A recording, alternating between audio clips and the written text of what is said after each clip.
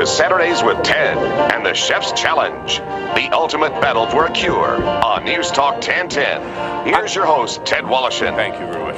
I got to tell you something. If you're into food and you're into chefs, this is the place that you should be, because we're surrounded by just the greatest selection of chefery. I don't even know if that's a word, including Chef David Rocco, who joins me now at the table here. How are you? I'm well. I love that word, chefery. I just made it up. You Fantastic. can have it. You can have it. I'm going to claim it. I'm now going to own it. You just came back from India? Yeah, India, not Italy, India. Yeah, because you own a home in India.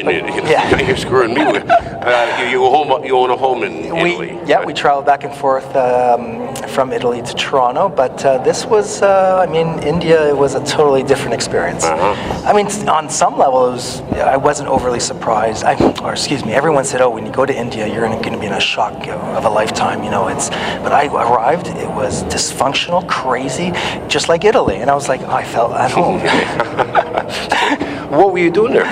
We're working on a new series, and I was there. I was shooting a commercial as well, and some media and some scouting for the new series we're doing. And what kind of series would it be? Are you at liberty to chat about Absolutely. We're actually off to shoot end of January, a 13-part series where I travel throughout India, and I learn Indian cooking and customs and all that, and I teach them Italian food.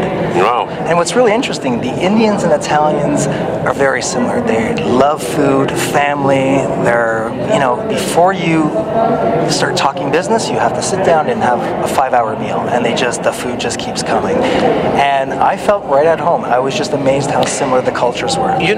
Fast food restaurants have done a lot to our culture and for our culture simultaneously. But one of the things that I find disruptive about fast food is it's taken the social aspect of eating away from us. Yeah. You just go in, the food's there, boom, you're in, you're out, and that's it.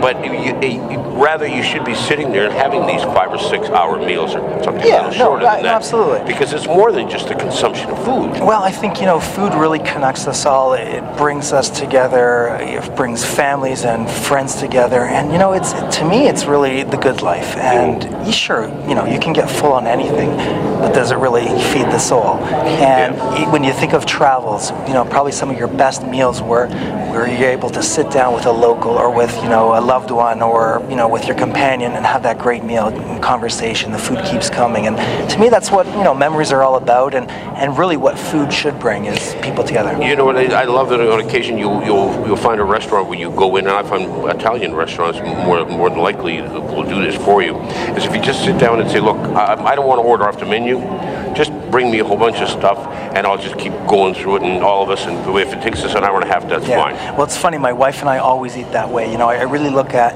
when you go into a restaurant and the chef's there, you're really entering his home, his kitchen. Mm-hmm. And, if you were invited to my house, you probably wouldn't order off a menu, you'd eat whatever I want to serve you. Sure. And that philosophy... No, that'd be kind of rude of me to go into your house and say, by the way, make me this. Yeah, but you know what I'm saying. Whenever anyone invites you, you just take whatever they give you. And I think when you kind of approach eating at a restaurant that way, and you just tell the waiter, just keep bringing the food out until I say stop. It's so much fun. A, you don't know what you're getting, and B, the chefs love that. You're really entering their domain, and then it allows them to make really what they love. And I tell you, it's the best way to experience a meal. Well, because it's too easy, and I'm guilty of this myself, that I'll go into a restaurant, into an Italian restaurant, and I'll look and I'll see like 2-3 things that I always order, and I think, why are you doing this to yourself, Ted?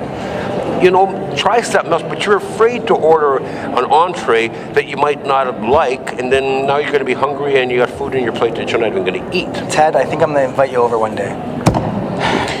Well, there you go. I wouldn't say no. Okay, perfect. I'll even bring the wine. Oh, good man. Talk to me about the cooking programs for kids, and we were talking about this earlier about getting kids involved in preparation of food and giving them a better understanding of what it is that they're eating.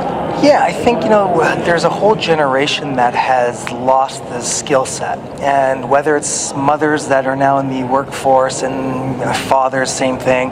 But, I think part of it is our education system. Mm-hmm. When I was a kid in the 70s, I grew up in the 70s, there was home economics. And, then there was shop. And the guys usually did shop, and the girls did home economics. But I really think that the government should mandate cooking classes in the schools at the elementary and at the high school level, and put an emphasis on that because it is a life skill that every kid should have. Well, and I agree with you, David, completely. I mean, everybody should be able to, when you finish school, to be able to prepare yourself a lunch or dinner. You sew a button on your shirt. And Ted, let me ask you a question. Let me ask you a question. When was the last time you did algebra? Exactly. What? Exactly. Or some science. You almost gave me a stroke. Or mix something in a beaker. I mean, so we have these courses that, to me, yes, they're exercise. It exercises the brain. It challenges your ability to think.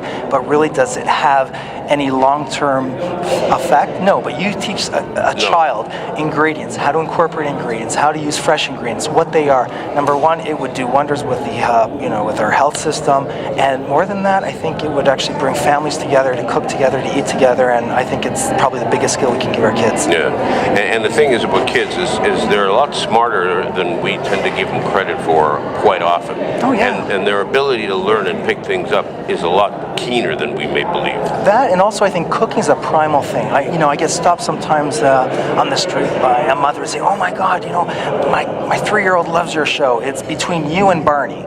And I'm not sure whether that's a compliment or not. I don't know how I would take that either. But I think, to that point, it's kids at a young age look at cooking shows, and I hear that kind of from mothers, fathers, that, their kids love watching the Food Network. And in part because they look at that process of cooking food, chopping food, stirring food, and it resonates with us all. And it's a primal thing, and we love seeing the preparation of food. Well, there's that satisfaction of preparing food, and then once it's finally over, you go, I created this, and you share it with other people, and you yourself, you consume it, and you enjoy it. And you're right, and it gets them away from just garbage food. Well, it's interesting because I have twin daughters, and I find that whenever I cook with them and they stir risottos for me, and spinach risottos or beet risottos that have different colors, they'll eat it because they actually were involved in the preparation. Suddenly it's like, look, Daddy, I helped you make it, and now I'm a big girl, and this is what I want to eat with you. Yeah. So it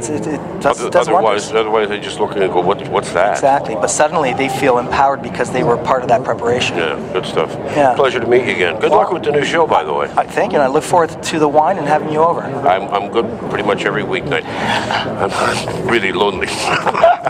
Good, I'll pick the wine. There you go, Chef David Rocco, and Dolce Vita is programming, and a new one coming up in the new year. Coming up, Michael Smith will join us in just a moment as we continue on